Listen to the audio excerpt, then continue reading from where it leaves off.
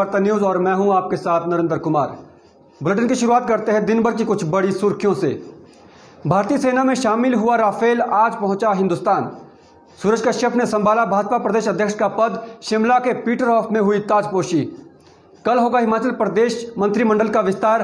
3 मंत्री लेंगे शपथ। कामगारों का किया जा रहा मानसिक शोषण, जेएसडब्ल्यू प्रबंधन पर किन्नौर विधायक जगत सिंह नेगी ने लगाए आरोप।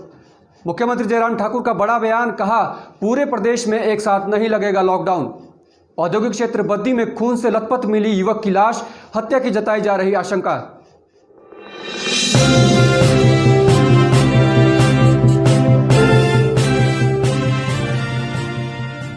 समाचार विस्तार से।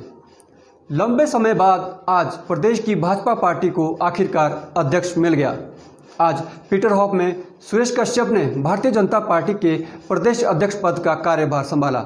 इस अवसर पर मुख्यमंत्री जयराम ठाकुर सहित भाजपा के कई बड़े नेता शामिल रहे। मुख्यमंत्री जयराम ठाकुर ने सुरेश कश्यप को भाजपा प्रदेश अध्यक्ष बनने पर बधाई दी। वहीं नवनियुक्त भाजपा अध्यक्ष सुरेश कश्यप ने पार्टी हाईकमान का आभार जताया और कहा कि वह पार्टी को आगे ले जाने और मजबूत बनाने के लिए मेहनत करेंगे। अभी प्रदेश में अनुसूचित जाति मोर्चा का प्रदेश अध्यक्ष और अब पार्टी ने मुझे प्रदेश अध्यक्ष भारतीय जनता पार्टी का दायित्व सौंपा है। ये काम केवल भारतीय जनता पार्टी में हो सकता है। ऐसा निर्णय केवल भारतीय जनता पार्टी ही ले सकती है, जहां एक अनुसूचित जाति वर्ग का व्यक्ति, एक पूर्व सैनिक जिसे कि प्रदेश का अध्यक्ष बनाया जा सकता है। ये भारतीय 2 कोरोना संक्रमितों द्वारा पिछले 2 दिनों में 4 बसों में यात्रा करने की वजह से जिला सिरमौर में संक्रमण कम्युनिटी लेवल पर पहुंच गया है, या यूं कहें कि जिला सिरमौर में कोरोना कम्युनिटी स्प्रेड की कगार पर है। बता दें कि मंगलवार देर शाम शिलाई क्षेत्र से संबंध रखने वाले 2 लोग कोरोना संक्रमित पाए गए हैं और इन दोनों लोगों ने पिछले दिनों में 3 निजी बसें और एक एचआरटी की बस में यात्रा की है।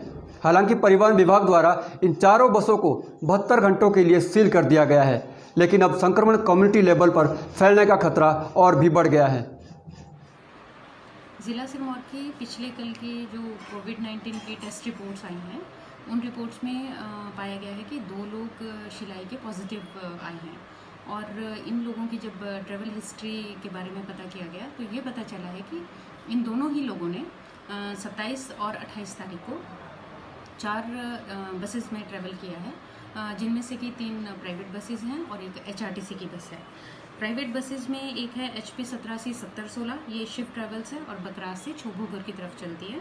दूसरी बस एचआरटीसी की है, ये पोंटा से गद्दाधार की तरफ पोंटा साहिब से 11 बजे चलती है। सोलन के कुमारहाटी बाईपास के नज़दीक सेब से लदा हुआ एक ट्रक सड़क पर ही पलट गया। बताया जा रहा है कि ये ट्रक ऊपरी शिमला से सेब लेकर बाहरी राज्य की ओर जा रहा था, लेकिन शमलेज के पास अनियंत्रित होकर पलट गया। गनीमत यह रही कि ट्रक में सवार व्यक्ति को नुकसान नहीं पहुंचा, लेकिन ट्रक और सेब की पेटियों को काफ़ी नुकसान पहुंचा है। ऊना में सावन की पहली ही बारिश ने प्रबंधक की पोल खोल दी। डीसी आवास से लेकर सीजेएम ऑफिस, एएसपी ऑफिस और कोर्ट परिसर के तमाम कार्यालय जलमग्न दिखाई दिए। डीएसपी ऑफिस के बाहर तो मछलियां मानो तैरती हुई मिली।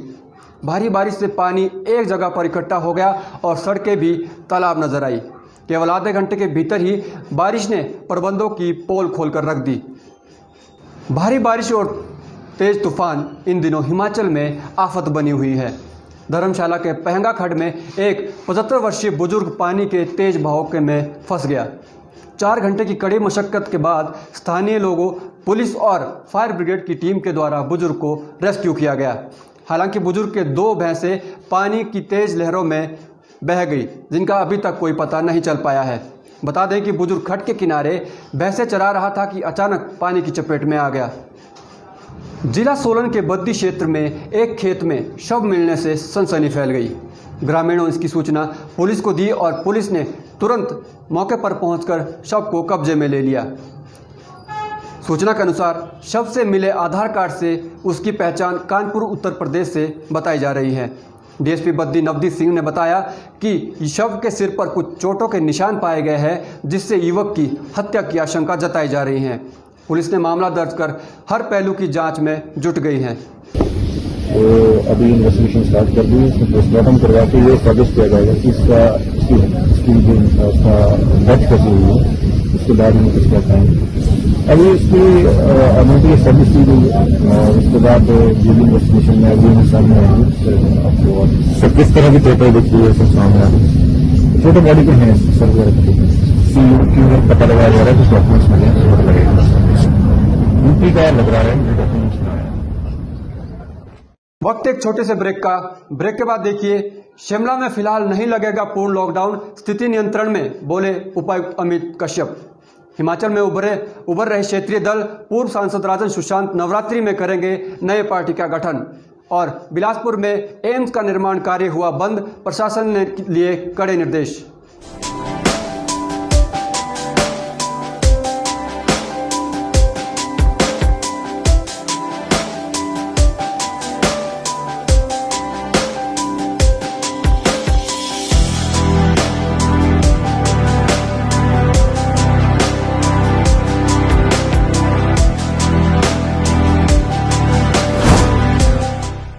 भूषण ज्वेलर्स, अनमोल रिश्तों के लिए। ब्रेक के बाद आपका स्वागत है। कोरोना संक्रमण ने बिलासपुर में बन रहे एम्स को भी अब चपेट में ले लिया। बता दें कि एम्स में कोरोना संक्रमित आने के बाद उसके निर्माण कार्य को भी अब बंद कर दिया गया है। इसके साथ ही जिला प्रशासन ने एम्स कंस्ट्रक्शन साइट को कंटेनमेंट जोन घोषित कर दिया है। जिला उपायुक्त बिलासपुर राजेश गोयल ने कड़े निर्देश लोगों को दिए हैं कि कोई भी व्यक्ति अपना स्थान छोड़कर यहां से नहीं जाएगा। उन्होंने अपील भी की है कि सभी लोग प्रशासन का सहयोग करें और निर्देशों का पालन करें। जो है लेबर बताया गया कि आई है, तो अब जैसे सैंपल्स हम ले रहे हैं तो उनको आइसोलेट किया गया है वहाँ पर। और अब जो ये हमारा कंटेनमेंट एरिया जब तक ये रहेगा तब तक रहेगा जब तक हमारा एक्टिव केस फाइंडिंग कैंपेन होता है ना। पूरे एरिया का एक सर्वे और case finding campaign health department के द्वारा जब तक वो मुकम्मल नहीं होता है तब तक वो रहेगा। और सैंपल्स भी लेते रहेंगे हम डेली आधार पे जो जितने हैं, और जो हमारे पॉजिटिव आए हैं उनको कोविड केयर सेंटर जो है चांदपुर में, जो डेडिकेटेड हमारा कोविड केयर सेंटर है शिवा आयुर्वेदिक मेडिकल कॉलेज में, वहाँ शिफ्ट। देश भर में बढ़ते कोरोना मामलों के बीच फिलहाल शिमला में पूर्ण लॉकडाउन नहीं लगेगा। जिला उपायुक्त अमित कश्यप का कहना है कि शिमला में फिलहाल कम्युनिटी स्प्रेड का खतरा नहीं है। आपको बता दें कि अभी तक शिमला में 151 मामले सामने आए हैं और एक्टिव मामलों की बात करें तो जिला शिमला में 86 मामले एक्टिव हैं।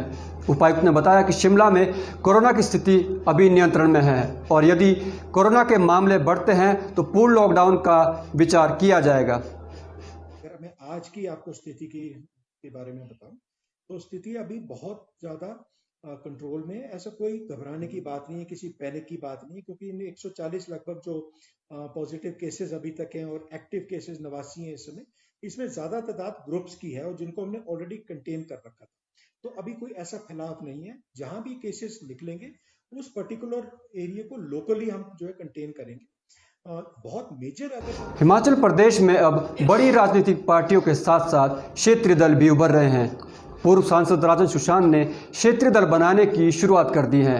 उन्होंने कहा है कि ये क्षेत्रीय दल हिमाचल प्रदेश की सभी सीटों पर चुनाव लड़ेंगे। राजन सुशांत ने बताया कि वह नवरात्रि में नई पार्टी का गठन करेंगे। उन्होंने कहा कि जन विरोधी नीतियां सरकार के द्वारा आए दिन लाई जा रही है, जो कि आम जनता पर बोझ बन रही है। उन्होंने कहा कि आने वाले समय में प्रदेश की जनता ऐसी गंदी राजनीति को उखाड़ फेंकेंगे और उसमें क्षेत्रीय दल जनता के लिए अहम भूमिका निभाएंगे। मैं चर्चा करने के लिए आपके पास आया हूं।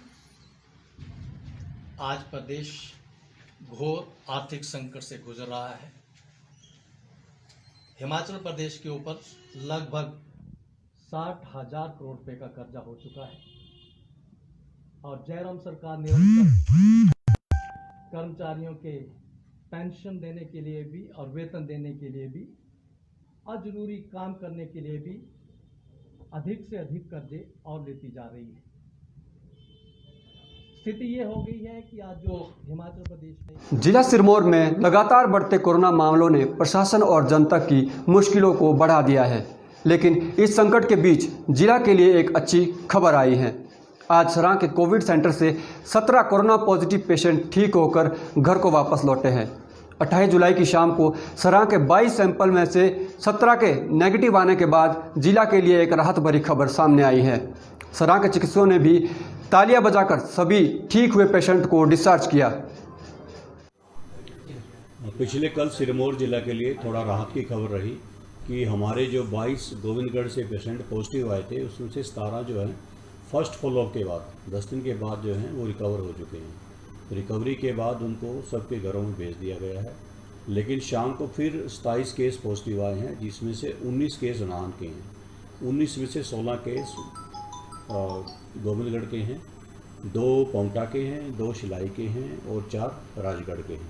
इनको सभी को कोविड केयर सेंटर में शिफ्ट कर दिया गया है।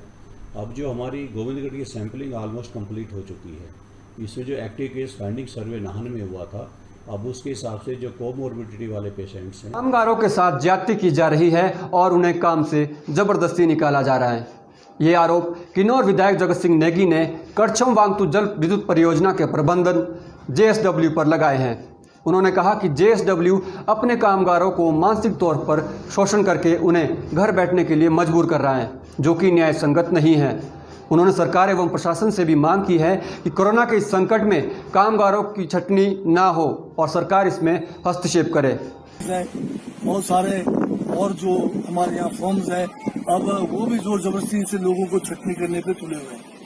तो ये जो छटनी कर रहे हैं अब, क्योंकि काम करने का जो है लॉकडाउन जो है खत्म हो गया है, ये जो है आपका लॉकडाउन हो गया है, तो काम करने दिया जाना चाहिए और लोगों की जो मजदूर है उनको छटनी चाहे प्राइवेट में है चाहे सरकारी संस्थानों में है, ये नहीं होना चाहिए। वार्ता न्यूज में आज के लिए बस इतना ही। देश प्रदेश की तमाम ताज़ा खबरों के लिए आप देखते रहिए यंग वार्ता न्यूज। धन्यवाद।